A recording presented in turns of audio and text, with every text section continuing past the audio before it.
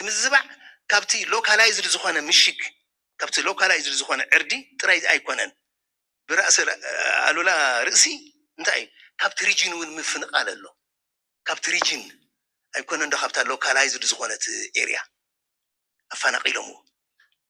أفنقيلهم دحار ورعس جيرهم عدواتهم أو تي كوماندينغ هايت زخونه بوتاتات تقص عصيرهم حيزم سللتهم نسردو كصنعوهم جميرهم زي تحادة بلانو كان أي نايتقرأي مرحتي أبغاز نايتور أبغازات بعل رأس سبحات رأس حق واستفرز مساسلو خا نساتهم زنورهم رولين أبنتو جاي زتفصيمو أبنتو جا طليان انتا جيرو موك زبال نجر له مالتسي حق زي كونه مالتي نايتور انقسقاسي زمسل نجر جيرو موك دراماتو بلو عينت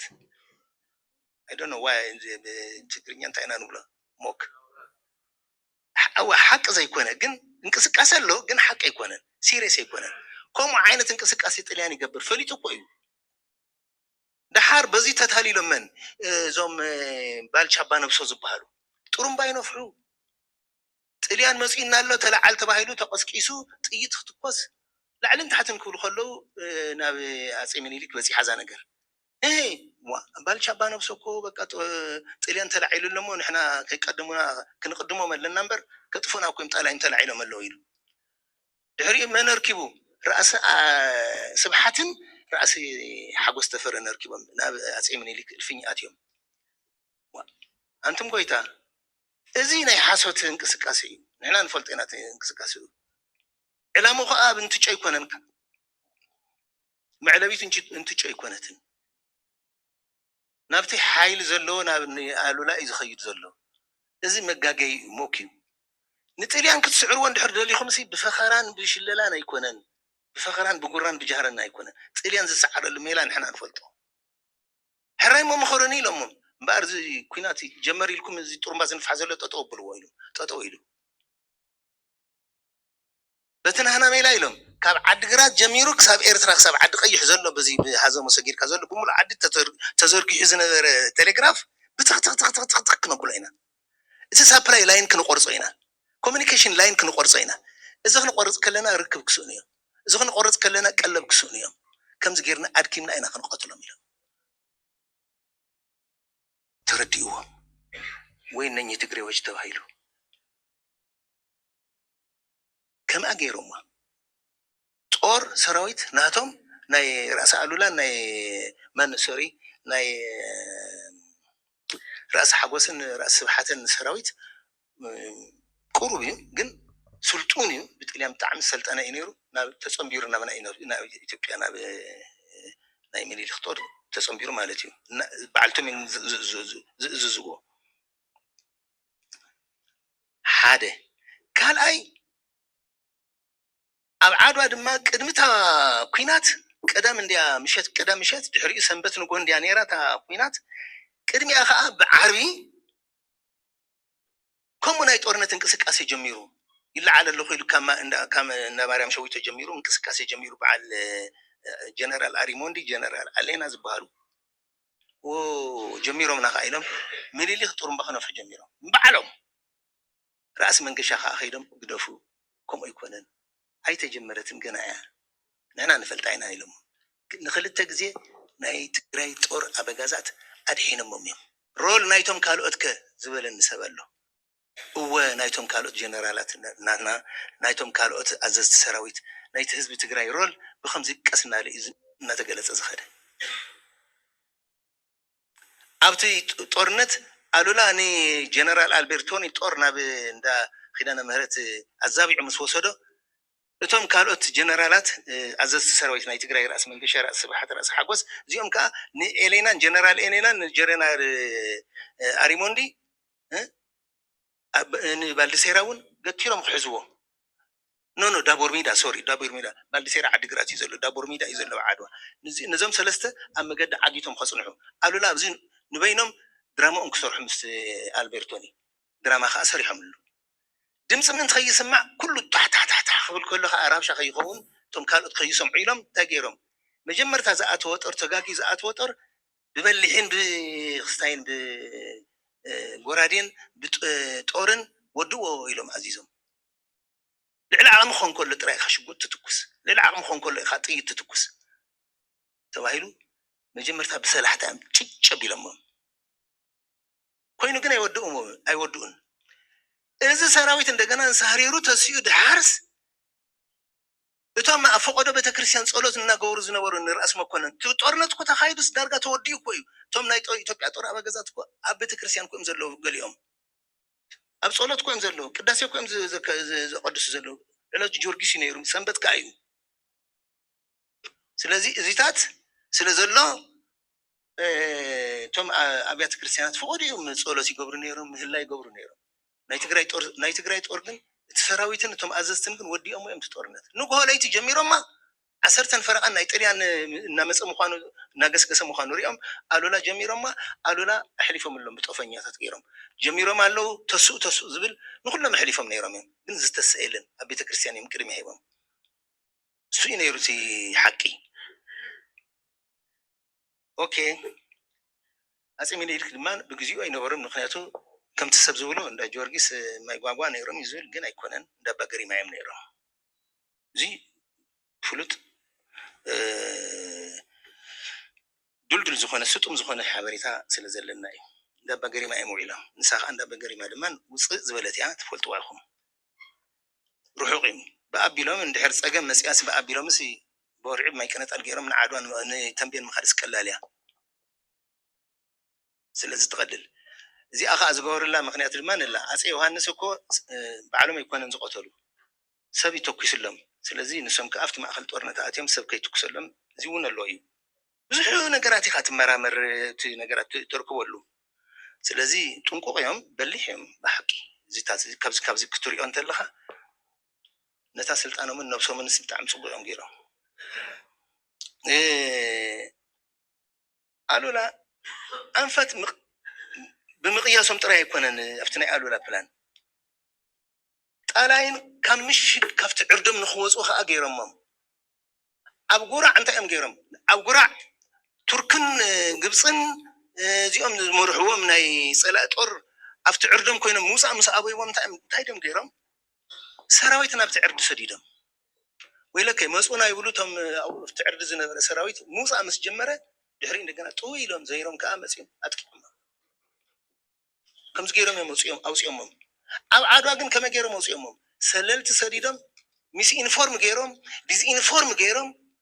እቲ ጦር ባዕሉ ከም ዝወፅእ እዮም ገይሮም ኣብዚ ሮል መን ኣሎ ኣይተገረዝ ጌር ጊላይ ሮል ኣሎ ባሻ ባዕሎም ሓረጎት ሮል ኣሎ ናይዚኦም ሮል እዩ ኣውፅዎም በትበልካ በቲ ግን እንታይ እዩ እቲ ፀላኢ በቲ ግዜቲ ኣብ ምሽግ እንድሕር ኮይኑ ስለ ዘጥቅዖም ውዮ ጋልያኖ ከዓ ኣብዚ ኣብ ምሽግ ኮይኑ እንዲ ነዚ ናይ ሃረር ጦር ዝወድኦ እዚ ትምህርቲ ኣለዎም እዩ ኣብ ምሽግ እንድሕር ኮይኑስ ከመይ ገይረ ከውፅኦ ዝብል ናይ ባዕልቶም ሜላ እዮም ምሂዞም ኣውፅኦም እዮም ቀቲሎም ድሕሪ እንታይ ገይሮም ዋን ሰርድ ሲሶ ናይ ጣልያን ሰራዊት ጣልያን እኮ 21 ሰራዊት እዩ ነይሩ 21,000 ሶሪ 21,000 እንካብዝስ 7,000 ማለት እኮ ሲሶ እዩ 7,000 ዝሓዘ ናይ ጀነራል ኣርቤክቶኒ ጦር ነዚ ጦር እኮ እዮም ናብ ኪዳነ ምሕረት ሒዞሞ ዝኸዱ ሲሶ እኮ መቂሎም ስልዕ ኣቢሎም ወሲዶሞ ኣብቲ ኩናት እኮ ከይውዕል እዮም ገይሮሞ ወይለይ ናይ ጦር መራሕቲ ትህሉ ትኽእሉ ብዚ ኣዳራሽ ኣነ ኣይፈልጠኩምን ግን ሲሶ ሰራዊትካ እንድሕር ተመንዚዕኻ እንታይ ማለት እዩ እቲ ታክቲኮም እቲ ዝጥቀምሉ ስልቲ እቲ ናይ ፕሮፓጋንዳ ስራሓት ሚስ ኢንፎርም ምግባር ዲስ ኢንፎርም ምግባር ናይ ሓሶት ሓበሬታ ምሃብ ወይ ድማ ኣኪረት ዘይኮነ ሓበሬታ ንኽትረክብ ኣንፈት ምርኣይ እዚታት እኮ ካብኦም ካብ ራስ ኣሉላ ንምሃሮ ትምህርቲ እኮ ካልኣይ እንታይ እዮም ተጠቂሞም ሓይሊ ምብትታን ናይ ኣሉላ ሓይሊ ምብትታን እቲ ናይ ጣልያን ጦር ሓይሊ በታቲኖሞ ሲሶ ወሲዶሞ ኢለኩም ኣለኹ ቀፂሉ ኸ ሓደ ናይ ብርጌድ ናይ ጣልያን ምስቲ ካልእ ናይ ጣልያን ብርጌድ ንኸይራኸብ ናይ ኮሚኒኬሽን መስመር በታቲኸምዎ ከይራኸብ ገይሮምዎ ሕድሕዶም ከይተሓጋገዙ ጀነራል ኤሌና ምስ ጀነራል ዳቦርሚዳ ከይራኸብ دابور ميدا مس ألبرتوني كيرخب ألبرتوني كلهم دما مستي وانا بيزوم مس جنرال باراتيري أوريستي باراتيري مسو كيرخبو بتنتني ما بيلمو إزي نتعاوتهم يساليتو إزي تأمنا ريخون لومي ندعي ساعتكم تفلتو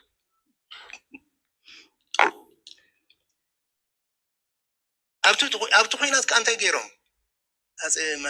رأس ألولا إليان ما نايت إليان طور كهاد ملن زخلا نخالات عصو إلهم كهاد ملن زخلا نخالات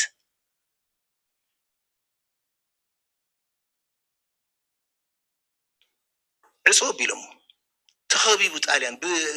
بريجين درجة أم كبيبهم تمام لقيت بنا مريم شوي تغيران يا حد خيد قرب ناف جندبتا قصات خير بقى نيرا قرب مش لغيت دابور ميداون بقى شري خير كله او يا حد قاسم كحنا تبهال بوتا لا او ام قتيلمو البرتوني بعلم عاصم بعلم حزم ماريخمو اتسترف اب اي تحاريدو بن راس منقشا بن راسي حقوس عقيدكم حازل لي لهم نيرم اقدم من زنقرم ناي عيو غزهيبم نيرم نسخازي اتكبر ديفيجن اوف ليبر غيرم نيرم اتا خبز زخده سراويت دا هو حقيو انتم احواتي عدوا كو زي بصح سراويت لن ولا تعترو تسكي مسواز حيزا زخدتون عدوا بصح سعر زبل غواساون كو زميتيو سون سعر بلعي خوني خلي واطوتون كو بصح يم لما انتون كو بصح يم بيچا ويبات تخدنش منخساتون كيدم كوم كل زي كده كو سبيلنا بعلوا زي قسقس كو يلن ግን መን ይተዋጊው መን ይተዓወተም ሲዋ ይትነጥቢ ኣብዚና ክንመራመር ዘለና እትወሰናይ ዲተርሚኒንግ ፋክተርስ መን እዩ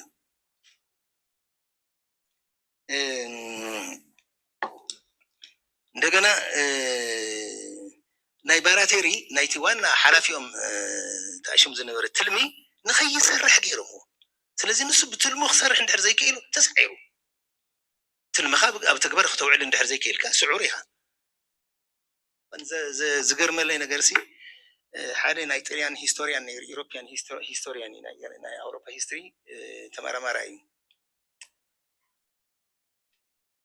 غوليرمو إزبال نتايلوس جنرال شيفلين زبال ناي جرمن تور مرحي تقدم على موج نباريس نخز زوصو بلان باريس كتمان محز زوصو بلان ألونا عدوان نخحزو نتلي نخحزو نخسعرو زوصو بلان كوبي إيلو تصيفو أقالعنا عالم ناتو كوبي أم تتقيمم جيرمنز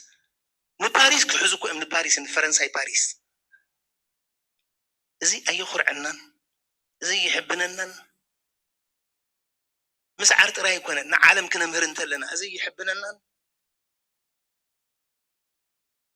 سب تاريخ سب كي أقوينا درجة نوراد أخويا جن حنت نجار كذا كروكم زدلي بزح سب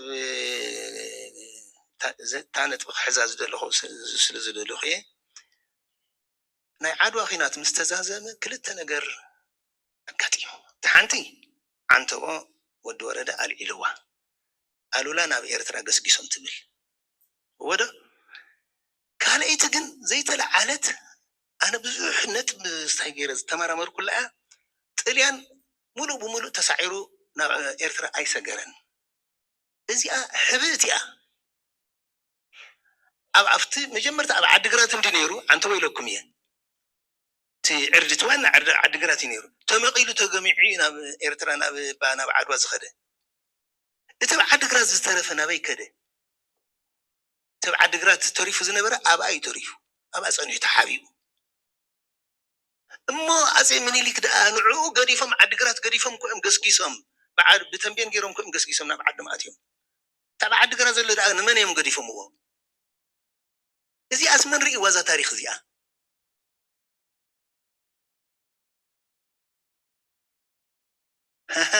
very important point سالسيتي أفرس ماي وعلى غيرهم نيرو ماسي مني ليك لك تنع عدوات أورنت مستودة ورو نايتليان مرحت مسيوم ባልደሴራ መፅዩ ባልደሴራ ንጀነራል ባሬተር ይተኪእዎ ሎ ድሕሪታ ናይ ዓድዋ ጦርነት ምስ ተወድአት ድሕሪ ሰሙን ይተኪኡ ኣብ ሰሙን ይተኪእዎ ባልደሴራ ኮይኑ ተባዕ ዓዲግራት ዝነበረ ባልደሴራ ተኪእዎ ባልደሴራን ኣፄ ምኒልክን ተፈራሪሞም መፈረስ ማይ እንታይ ዝብል እዮም ተፈራሪሞም መሲልኩም በል ኣነ እውን ዶብ ሰጊረ ከይመፀካ መረብ ኣይሰግርን እየ ንስኸውን መረብ ሰጊርካ ናባይ ከይተኣቱ ስልጣንካ ክሃልወልካ ከምታ ናይ ቀደም ስልጣንካ ዝሓለውናያ ንሕድሕዶም ንክዋግኡ ክንገብሮም ኢና ሕድሕዶም ስኒት ከይህልዎም ክንገብር ኢና ብሰላም ክትነብር ንስኻ ታሪክ እኮ ምስቲ ናይ ሕዚ ዘለዉ ኢካ ትመሃረሉ ኣብዚ ሕዚ 1916 እየ ዘለኹ እቲ ናይ ዓድዋ ጦርነት በዚ ግዜ እዚ ሓሊፍ ናይ ፈረስማይ ውዕሊ እውን ከምዚኡ ነይሩ በቲ ግዜት እዩ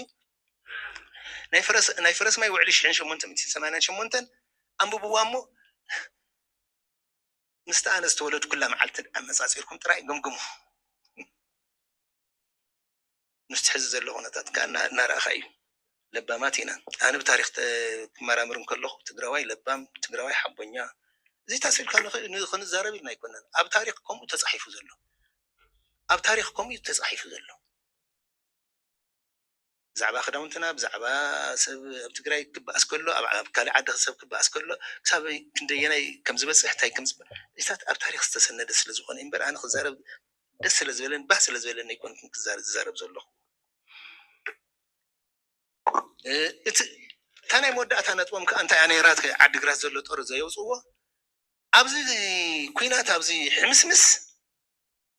ምስ ጨነቆ ህዝቢ ትግራይ ኣብቶም መራሕቲ ክለዓል እዩ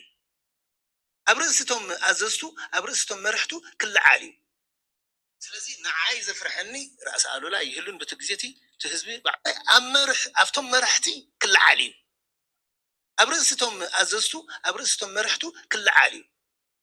ስለዚ ንዓይ ዘፍርሐኒ ራእሲ ኣሉላ ይህሉን በቲ ግዜቲ እቲ ህዝቢ ባዕሉ ወጊኡ ክቆትሎም እዩ ራእሲ መንገሻ ኣይህሉን ባዕሉ ክቆትሎም እዩ ራእሲ ሓጎስ ኣይህሉን ራእሲ ስብሓት ኣይህሉን ኩሎም እዚኦም ናይ ትግራይ መሳፍንቲ መራሕን ድሕሪ ስኢኑ እቲ ህዝቢ እንታይ እዩ በቃ ዋሳ ዘይብለን ከፍቲ ማለት እዩ ትኩላ ይበልዐን ከልቢ ይበልዐን ዝብኢ ይበልዐን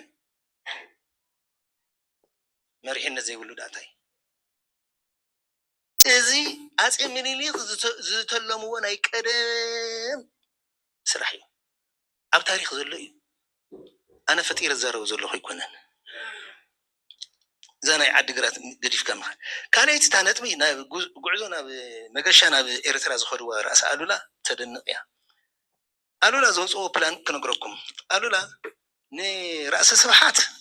እንታይ ኢሎሞም ኣዚዞሞም በል ንስኻ ብዘላንበሳ ሕጂ ዘላንበሳ ስልቁጡም ትበሃል ነራ በኣ ጌርካ ማይ መረት ትበሃልላ ትፈልጥዋ ኢኹም ብኣቢልካ ብሽመጃና ጌርካ ሰንጢቕካ ሰንዓፈ ዓዲ ቀይሕ ትብል እሞ ማዕረባ እናገደፍካ ብደቂ ኣምሓረ ሰንጢቕካ ኣስመራእቶ እዚ ሂቦምዎ ንመን ንራእሲ ስብሓት በቃ ኣብ ጉሎ ማክዳ ኣብ ሰራዊቶም ከደራጅው ጀሚሮም ብኣንፈት ጾሮና ከዓ ንመን ሂቦሞም ራእሲ ሓጎስ ተፈሪ ራእሲ ሓጎስ ኣቤት ብጾሮና ጌርካ ብሃዘሞ ብኩዓቲት ጌርካ ብዓይኒ ማይ ብደቂ ኣምሓረ ጌርካ ኣስመራእቶ እዚ ሎሚ ደርጊ እውን ዘውፅኦ ግብረ ሃይል እናበለ ዘውፅኦ ዝነበረ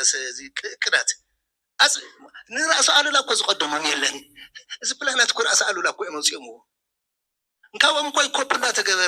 እናተገበረ እናተቀድሐ እናተጨለፈ እኮ እዩ ድሓር ፈላጣት ናይ ውግእን ፈላጣት ናይ ጦር ፕላን ክመሃዙ ክመፁ ዝኽኣሉ መጀመርታ ግን እኮ ፈጣሪኡ እኮ ራእሲ ኣሉላ ምዃኖም እኮ ታሪክ ይነግረና እዩ ዘሎ